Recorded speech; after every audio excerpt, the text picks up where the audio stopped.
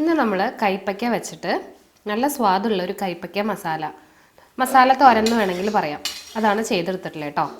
ഒരു പ്രത്യേക രീതിയിൽ എള്ളൊക്കെ ചേർത്തിട്ട് ഉള്ളൊരു പാവയ്ക്കയാണ്. നമുക്ക് മസാലയ്ക്കുള്ളത് വറുത്തെടുക്കാം. 1 ടേബിൾ സ്പൂൺ അളവിൽ കടലപ്പരിപ്പാണ് എടുക്കേണ്ടത്. ഇനി വേണ്ടത് എള്ളാണ്. എള്ള് കറുത്ത എള്ളും എടുക്കാം, വെളുത്ത എള്ളും എടുക്കാം. 2 ടീസ്പൂൺ അളവിലാണ് എള്ള് എടുത്തിരിക്കുന്നത്.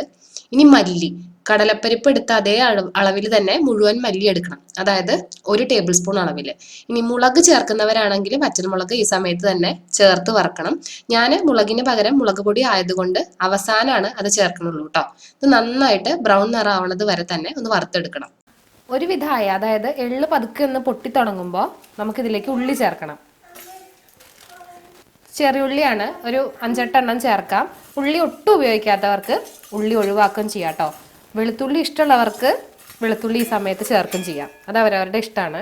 1.5 കപ്പ് അളവിൽ തേങ്ങ ചിരകിയതും കൂടി ചേർത്തിട്ട് തേങ്ങ നല്ല ബ്രൗൺ നിറമാവുന്നത് വരെ നന്നായിട്ട് വറുത്തെടുക്കണം. തേങ്ങ നല്ലോണം മൂത്ത് കഴിഞ്ഞു. ഇനി മുളക് പൊടി ചേർക്കണം. എരിവിനനുസരിച്ചിട്ട് നമുക്ക് 1-2 ടീസ്പൂൺ മുളക് പൊടി കൂടി ചേർത്ത് നന്നായിട്ട് ഇളക്കുക. ഒന്ന് ചൂടായ തീ ഓഫാക്കാം. തീ ഓഫായതിന് ശേഷം മിക്സിയുടെ ചെറിയ ജാറിൽ ഇതൊന്ന് പൊടിച്ചെടുക്കണം. നമുക്ക് കുറച്ച് വെളിച്ചെണ്ണ ഒഴിക്കാം. 1 ടീസ്പൂൺ കടുക്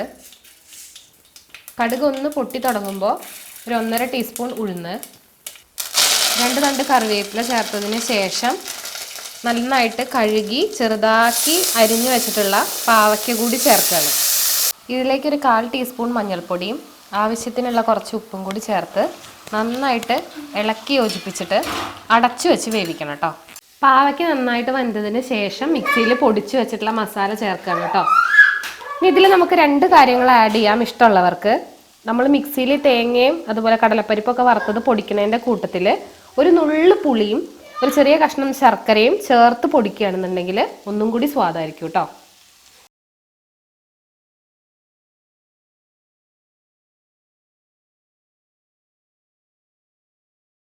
ആദ്യം നമ്മൾ 1 ടേബിൾ സ്പൂണോളം വെളിച്ചെണ്ണ ഒഴിച്ചു. വീണ്ടും 1 ടേബിൾ സ്പൂൺ അവസാനവും കൂടി വെളിച്ചെണ്ണ ചേർത്തിട്ടുണ്ട്.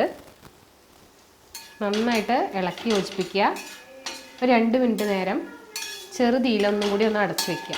അങ്ങനെ നമ്മൾ തീ ഓഫ് ചെയ്തിട്ടുണ്ട്. ഇത്രയേ ഉള്ളൂ, നല്ല സ്വാദുള്ളൊരു പാവയ്ക്ക മസാല.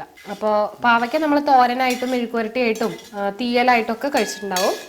ഈ ഒരു രീതിയിൽ ട്രൈ ചെയ്ത് നോക്കാത്തവർ എന്താണെങ്കിലും ഒന്ന് ചെയ്ത് നോക്കൂ കേട്ടോ.